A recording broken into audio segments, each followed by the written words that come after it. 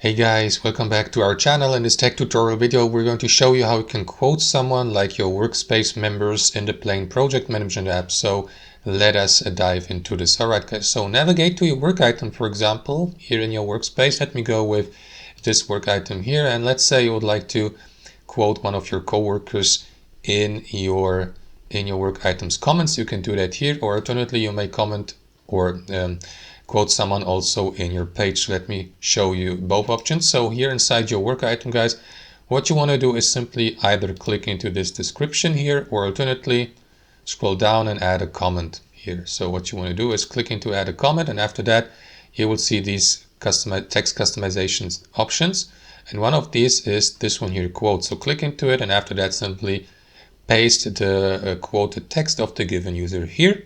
And that's basically it. Confirm by clicking into comment, and that is going to, let me go, for example, I don't know, example quote, and that's it. So that's one way how you can do it.